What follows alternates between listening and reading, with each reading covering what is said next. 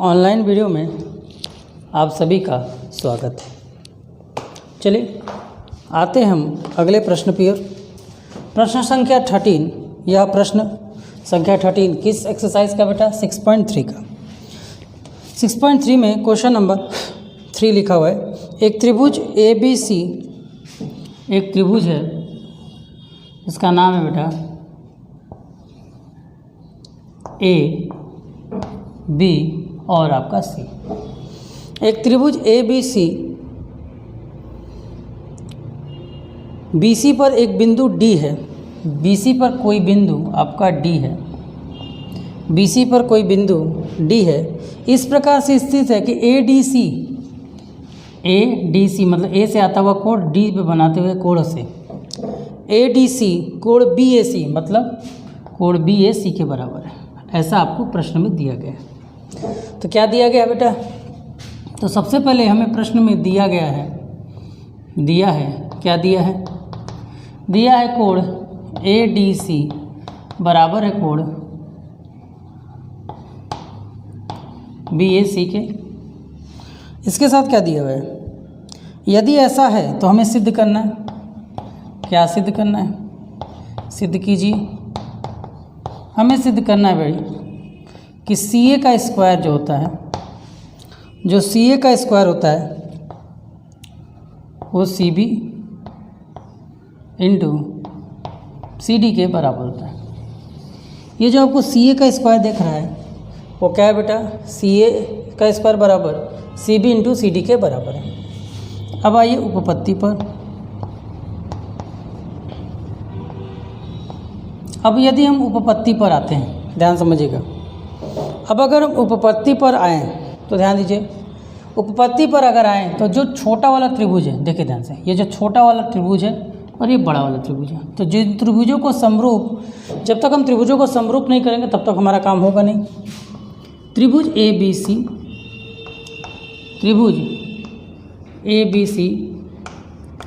तथा त्रिभुज ADC, त्रिभुज ABC तथा त्रिभुज ADC में अगर हम देखें तो कोण BAC बराबर कोण ADC है। क्यों बराबर है? कि हमें ज्ञात है या दिया हुआ है। ये क्यों बराबर है? कि हमें ज्ञात है या हमें ये दिया हुआ है। क्यों बराबर है? कि हमें ज्ञात है या हमें ये दिया हुआ है। उसके अलावा अगर आप दोनों त्रिभुजों को देखें, दोनों ही त्रिभुजों में एक कॉमन कोण है, एक कॉमन एंगल है। वो कौन सा बेटा? C। ये ABC में ये भी है और DAC में ये भी है। तो दोनों में एक कॉमन कोण है। वो कोण क्या है बेटा? C बराबर C। क्या है बेटा? उभयनिष्ठ। क्या है बेटा? उभयनिष्ठ। ठीक, उभयनिष्ठ है। तो इसका मतलब क्या हुआ? त्रिभुज ABC समरूप त्रिभुज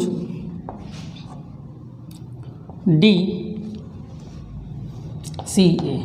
ठीक, देखिए A के जैसा कौन था यहाँ पर? D। अब C और C बराबर है, इसलिए DAC होगा। ठीक, अब ध्यान से देखिए, त्रिभुज के समरूप होने कारण A कोण D के बराबर है। ये जो B कोण है, ये जो B वाला कोण है वो इसके बराबर होगा, इस A के बराबर। और ये जो C कोण है दोनों में है। अब ध्यान से देखिए, हमें CA चाहिए। CA इसमें है। अगर हम सबसे पहले बड़ा वाला लेते हैं, CA किस कोण के सामने? इस कोण के सामने। CA किस कोण के सामने? इस कोण के सामने। तो हमने लिया CA बड़े वाले त्रिभुज से बटे में। अब आइए छोटे वाले त्रिभुज में, तो इस कोण के जैसा, ध्यान समझिएगा, कोण ये इस कोण के जैसा ये और इस कोण के जैसा आपका ये है। ठीक, और ये तो आपका कॉमन है दोनों में। तो B के जैसा यहाँ पे कौन है बेटा? DC है। इस B के जैसा, ध्यान से देखिए, इस कोण B के जैसा इधर कोण कौन है? इस त्रिभुज में ये कोण है। मतलब यहाँ पे हम क्या लेंगे? अपॉन में DC लेंगे। और इसी तरह यहाँ पे क्या ले लेंगे बेटा? हम क्या ले लेंगे बताइए? यहाँ पे हम CB बटे में CA ले लेंगे। क्रॉस मल्टीप्लिकेशन कीजिए तो ये आपका क्या हो जाएगा? CA square equal to CB into DC। बहुत से लोगों को समझ में नहीं आएगा, ध्यान समझिए। फिर से हम इस फिगर को 2 बार बना देते हैं। ये आपका A है, ये आपका B है, ये आपका C है, ये आपका A है, ये आपका D है, ये आपका C है। जिसमें हमको मिला हुआ था ये वाला कोण इस वाले कोण के बराबर है, सी वाला कोण दोनों में कॉमन था तो सी सी बराबर हो गया। बचा हुआ कोण कौन है बेटा, यहाँ पे बी है, यहाँ पे ए है, बराबर होगा, बोलो होगा कि नहीं होगा। तो जब यहाँ पे हमने सी ए लिया तो सी ए लिया तो 3 इस कोण के सामने, तो इस कोण के जैसा कौन है, तो इसके बटे में यही आएगा, तो देखो डी सी आया। फिर यहाँ पे हमने क्या लिया बेटा, सी बी लिया, तो सी बी किसके सामने बेटा, कोण ए के सामने, कोण ए के जैसा कौन है, ये है, तो इसके सामने कौन है, ए सी है, तो हमने यहाँ पे ए सी लिया। और चूंकि समरूप त्रिभुजों के भुजाओं का अनुपात क्या होता है बेटा, बराबर होता है, तो ये हमने ले लिया। ठीक है, चलिए इसको नोट कर लीजिए। अब आते हैं क्वेश्चन नंबर 14 पर, जल्दी से इसे नोट करिए। क्वेश्चन नंबर 14 को थोड़ा ध्यान से देखिएगा, ये क्वेश्चन थोड़ा सा लेंदी है, ठीक है, ध्यान से देखिए।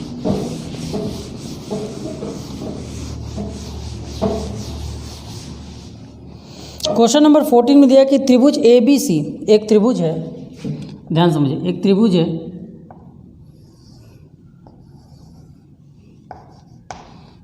ए बी सी और एक त्रिभुज है पी क्यू और आर। ठीक है, एक त्रिभुज है ए बी सी और पी क्यू आर, जिसमें हमें दिया गया है, जिसमें हमें दिया है, क्या दिया भाई, जिसमें हमें दिया है कि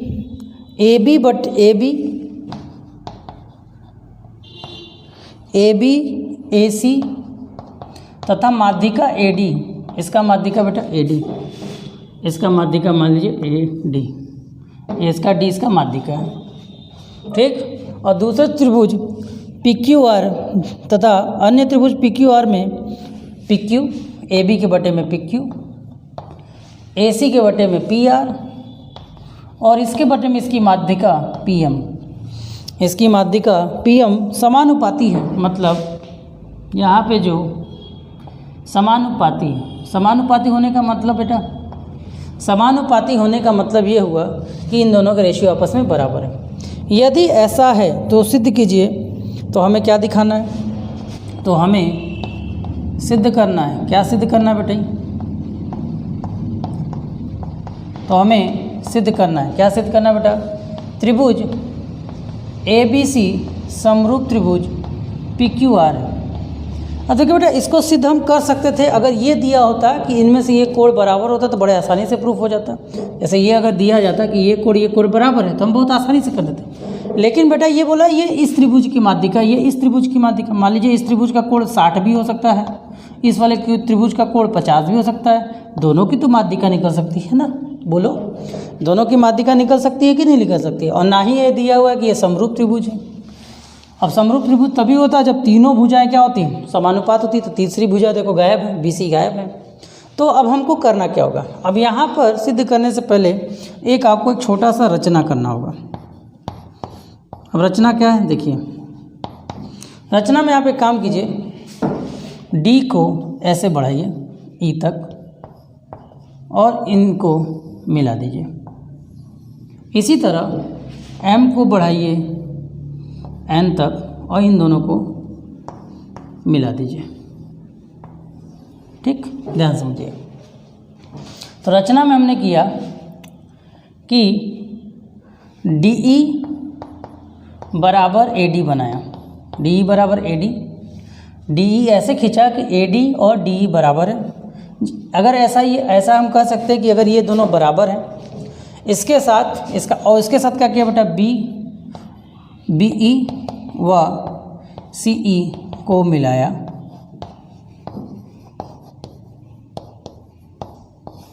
ठीक। इसी तरह हमने क्या किया बेटा, दूसरे वाले में एम एन बराबर किया बेटा, एम एन को बराबर किया पी एम के, और उसके साथ क्यू एन तथा आर एन को मिलाया। यह दो काम हमने किया। अब ऐसा क्यों किया, देखिए अब हमने ऐसा बनाया कि ये वाली भुजा इस वाली भुजा के बराबर हो जाए, ये वाली भुजा इस भुजा के बराबर हो जाए। जहाँ तक आपको याद है, अब आइए उपपत्ति पर। जहाँ तक हम लोग को पता है बेटा, उपपत्ति में ये AD जो है, AD BC की माध्यिका है।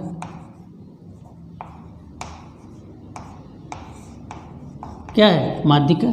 माध्यिका होने का मतलब ये वाला और ये वाला बराबर हो जाएगा। इसका मतलब हमें मिल गया कि BD जो है वो बराबर है बेटा DC के। ठीक है, रचना से, और हम अपने पास बेटा AD बराबर है बेटा DE के। कहाँ से मिला?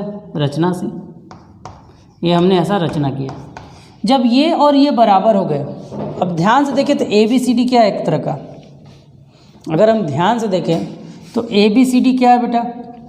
एक तरह का चतुर्भुज है, और ये AE और BC एक तरह का विकर्ण है। और विकर्ण, अगर ध्यान समझिए, यदि विकर्ण एक दूसरे को आधा आधा कर रहे हैं, देखिए ये विकर्ण, ये विकर्ण, इस विकर्ण ने इसको बराबर कर दिया, इस विकर्ण ने इसको बराबर कर दिया, मतलब ये बराबर, ये बराबर है। इसका मतलब हम क्या लिख सकते हैं? इसलिए हम लिख सकते हैं ABEC एक समांतर चतुर्भुज है। एक समांतर चतुर्भुज है। यदि यह एक समांतर चतुर्भुज है, ध्यान समझिएगा, यदि यह एक समांतर, क्यों समांतर चतुर्भुज है? कि इनके जो विकर्ण हैं एक दूसरे को समद्विभाजित कर रहे हैं। यदि ये समांतर चतुर्भुज हो जाते हैं तो इसका मतलब क्या होगा? ये वाली भुजा इस वाली भुजा के बराबर हो जाएगा, ये वाली भुजा इस वाली भुजा के बराबर हो जाएगा। ठीक, समझ में आया? बोलो, कोई दिक्कत? चलो, इससे हमें क्या पता चला? कि हमें पता चला AB जो है वो बराबर है, ये जो AB है वो बराबर है किसके बेटा? AB बराबर हो जाएगा बेटा EC के, और AC बराबर, ध्यान समझिएगा, AC बराबर है बेटा BE के। ये हमें मिल गया, इसको एक साथ 1 मान लो। इसी तरह जैसे आपने इधर देखा, अब इधर आइए, इधर भी देखोगे ध्यान से तो PM क्या बेटा? PM किसका माध्यिका बेटा? QR की माध्यिका। क्या बेटा? PM QR की माध्यिका है। जब ये इसकी एक माध्यिका है तो इसका मतलब ये इधर वालों को भी बराबर बांटेगा। इसका मतलब हमको क्या मिल गया बेटा? QM बराबर मिला MR के। QM बराबर मिला MR, किसके बराबर मिला बेटा? QM बराबर मिला MR के। ध्यान समझिएगा, QM बराबर मिला MR के। इसके अलावा हमने PM और MN को बराबर रखा हुआ है। ये कहाँ से हमें मिला? तो ये हमने रचना से किया हुआ है। ये बराबर हो गया, इसका मतलब ये हुआ कि ये भी जो चतुर्भुज आपको दिख रहा है ये भी क्या हो जाएगा बेटा? समांतर चतुर्भुज हो गया। तो PQNR एक समांतर चतुर्भुज है ना? तो ये एक समांतर चतुर्भुज है। यदि ऐसा है तो ऐसा है तो हम लिख सकते हैं बेटा, इसका मतलब हो गया PQ जो होगा, ये जो PQ होगा वो किसके बराबर होगा बेटा? ये जो PQ होगा वो RN के बराबर होगा। अच्छा, यहाँ डबल ले चुके हैं, ट्रिपल लो, RN के बराबर होगा। और जो आपका R है, ये आपका PR है, ये जो PR है वो किसके बराबर होगा बेटा? QN के बराबर होगा कि नहीं होगा? तो ये जो PQ है वो RN के बराबर होगा, हाँ या ना? बोलो भाई, बराबर होगा ना? तो इसका तात्पर्य हो गया, इसका तात्पर्य हुआ बेटा जो P, ध्यान समझो, इसका तात्पर्य हो गया जो PR है, ये जो PR है वो किसके बराबर होगा बेटा? QN के बराबर होगा। इसको एक साथ 2 मान लो। अब देखो ध्यान से, इसको लो, चूँकि अपने पास क्या है बेटा? अपने पास है बेटा AB बटे में ए बी बटे में पी क्यू, और क्या बेटा ए सी ध्यान समझो, ए सी ए बी बटे में पी क्यू, ए सी बटे में पी आर है, और अपने पास क्या बेटा, और अपने पास है ए डी, और अपने पास क्या बता ए डी बटे में पी एम है ना। अब ध्यान से देखो, अब इसको समीकरण 3 मान लो। देखो अब ध्यान से देखो, समीकरण 1, 2 व 3 को मिला दिया जाए, 3 से देखा जाए तो ए बी को रहने दो, पी क्यू को भी रहने दो, ए सी, यहाँ ए सी है, ए सी किसके इक्वल हो जा रहा है बेटा, बी ई के, तो यहाँ से ए सी बदल गया, किस में बदल गया बेटा, बी ई में। देखो यहाँ पे ए सी था, ए बी बटे में बी क्यू था, ए सी था, ए सी किस में बदल गया बेटा, बी ई में। यहाँ पे आओ पी आर किस में बदल जा रहा है बेटा, क्यू एन में, तो यहाँ हो गया बेटा क्यू एन हो गया। अब देखो बेटा ए डी में अगर इन दोनों में ऊपर नीचे 2 से गुणा कर दो तो ये क्या हो जाएगा बेटा, 2 ए डी बटे में 2 पी एम। कोई दिक्कत होगा बताइए, नहीं होगा। तो देखो बेटा ए बी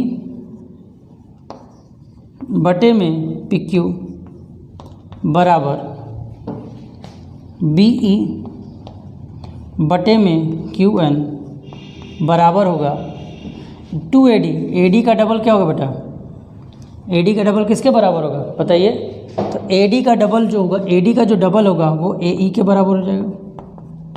उसी तरह पी एम का डबल क्या होगा बेटा, पी एन के बराबर हो जाएगा। तो देखो ध्यान से इधर, इन दोनों को ध्यान से देखोगे तो ये जो रेशियो बने वो इधर के हाफ त्रिभुज के और इधर के हाफ त्रिभुज के बने हुए। बोलो अगर देखा जाए तो ये इधर के हाफ त्रिभुज और इधर के हाफ त्रिभुज के बने हुए हैं, हाँ या ना, बोलो बने हैं ना। जब हमको इतना सब कुछ मिल चुका है, ध्यान समझना, तो इसका मतलब इससे हमें क्या पता चला, इसको अगर हम स्टार मान लें तो इससे हमें पता चलता है त्रिभुज ए बी ई समरूप त्रिभुज पी क्यू एन के बराबर होगा।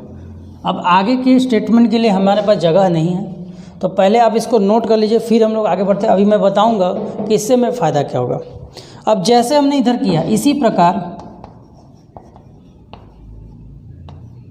अगर इसी प्रकार हम आए तो देखो बेटा, अगर कोई समांतर चतुर्भुज होता है, ध्यान समझिए, अगर कोई समांतर चतुर्भुज होता है, ध्यान समझिएगा, तो इधर वाला त्रिभुज इधर वाले त्रिभुज के सर्वांगसम होता है। सर्वांगसम का मतलब क्या है, ये त्रिभुज इस त्रिभुज के बराबर होता है। तो हम चाहें तो ए बी ई की जगह पर देखो हम बता देते हैं, इसी प्रकार हम कर सकते हैं, ए बी ई की जगह पर हम ये वाला त्रिभुज ले सकते हैं, ए बी ई की जगह पर हम ये वाला त्रिभुज ले सकते हैं। तो त्रिभुज क्या हो जाएगा, ए सी ई हो जाएगा। और इसकी इस त्रिभुज की जगह इधर वाला त्रिभुज ले सकते हैं, पी आर एन। अब सोचो क्यों होगा, क्योंकि बेटा आपने पढ़ा होगा क्लास 9th में कि कोई भी समांतर चतुर्भुज एक दूसरे को, अगर कोई इसका जो डायगोनल होता है, मतलब कोई इसका विकर्ण होता है, तो एक दूसरे को बराबर त्रिभुजों में बांटता है। तो बराबर त्रिभुजों में बांटने का अगर ए बी ई की जगह हम ए सी भी लिख सकते हैं और आर एन भी। यहाँ पे आपको स्टेटमेंट देना, तो मैं बोल दे रहा हूँ, यहाँ पे स्टेटमेंट लिख लीजिए कि समांतर चतुर्भुज के विकर्ण चतुर्भुज को दो बराबर त्रिभुजों में बांटते हैं। अब देखिए ध्यान से, अब मैं जो दिया हुआ वाला पार्ट है वो मिटा रहा हूँ और इसको आप देखिए ध्यान से। अब यहाँ से अगर आप इधर आए, नहीं, इसको देखिए, बराबर करने का जो मेरा मेन मकसद क्या था, इसको बराबर करने का जो मेरा मेन मकसद क्या था, मकसद ये था कि हमें जब हमने ये त्रिभुज को ए बी ई और पी क्यू एन को जब हमने क्या किया, समरूप रूप किया, तो इसका मतलब ये वाला कोण और यह वाला कोण बराबर, यदि हम इसको कोण 1 और कोण 2 मान लें, तो कोण 1 और कोण 2 जो होगा वो बराबर होगा। क्यों बराबर होगा भाई?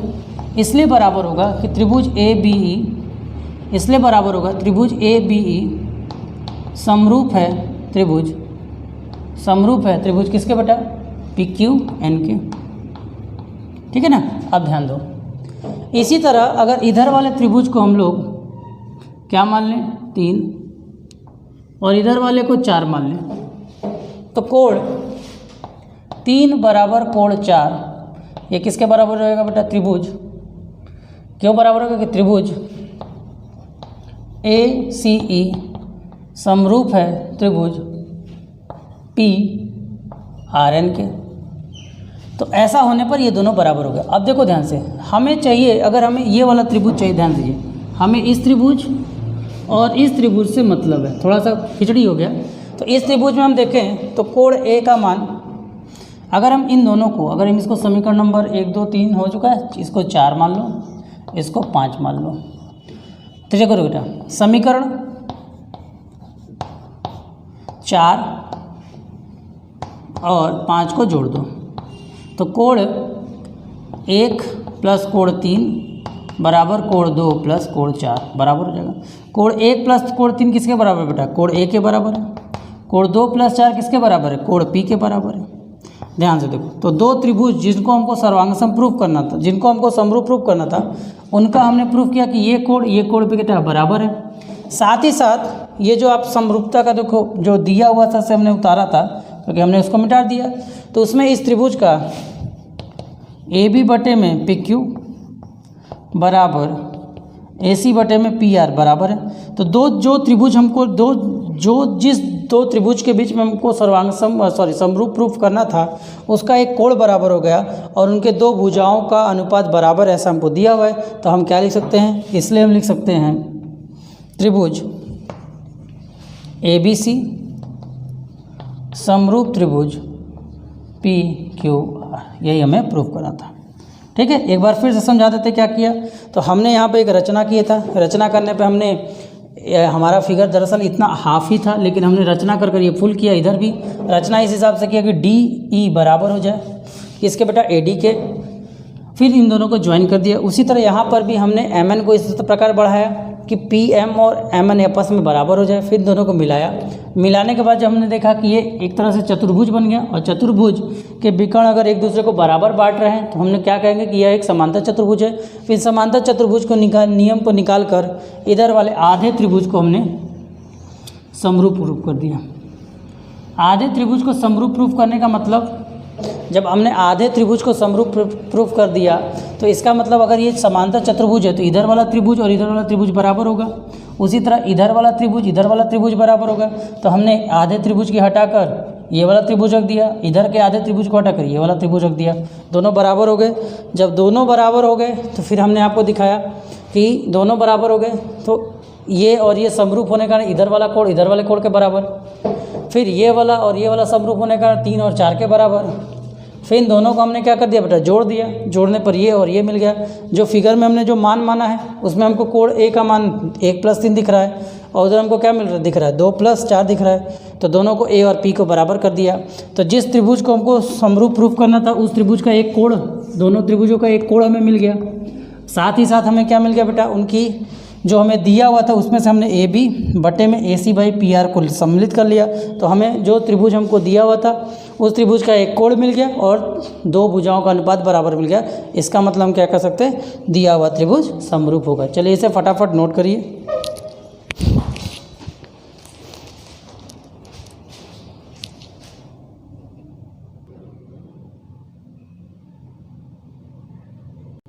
तो आपने इस प्रश्न को नोट कर लिया होगा। आते हैं अगले प्रश्न संख्या 15 पर। प्रश्न संख्या 15 में कह रहा है, एक 6 सेंटीमीटर ऊर्ध्वाधर खंबे स्तंभ की भूमि पर छाया 4 सेंटीमीटर। एक खंबा है जिसकी छाया है, ये 6 सेंटीमीटर का है, जिसकी छाया है बेटा 4 मीटर की। अब ये कह रहा है कि जबकि उसी समय एक मीनार की छाया की लंबाई, एक मीनार है, उसी समय मीनार की एक छाया है जिसकी लंबाई 24 मीटर है। तो बताइए मीनार की ऊंचाई कितनी होगी? अगर हम इसे एक त्रिभुज का रूप बनाएं तो आपको मैं बता दूं कि छाया जिस एंगल से पड़ेगा दोनों पर त्रिभुजों पर एक एंगल से बनेगा, ठीक है, और ऊंचाई पर 90 डिग्री हो जाएगा, जिसके कारण ये क्या होगा, समरूप होगा। तो इसका सीधा सा समझो कि अगर एक ही समय पर किसी वस्तु पर छाया पड़ती है तो उसमें लगने वाले कोण क्या होंगे बेटा, आपस में बराबर होंगे। यदि ऐसा है तो हम लिख सकते हैं 6, ये हम लिख सकते हैं h/6 बराबर 24/4, ठीक। तो h बराबर हो जाएगा बेटा 24 × 6/4, तो 4 के गया 6 और h का मान हो गया 6 के 36 मीटर, ठीक है। क्वेश्चन नंबर 15 आपका, क्वेश्चन नंबर 15 जो है आपका, सॉरी क्वेश्चन नंबर जो 16 है वो आप खुद से कर लीजिएगा, क्योंकि क्वेश्चन नंबर 16 जो है वह क्वेश्चन संख्या जो है हूबहू 12 के भांति है, 12 के अपोजिट में होगा। और 12वां क्वेश्चन आपको पिछले वीडियो में हमारे मिल जाएगा, उसको आप देख लीजिएगा, ठीक है। थैंक यू, इसे नोट कर लें।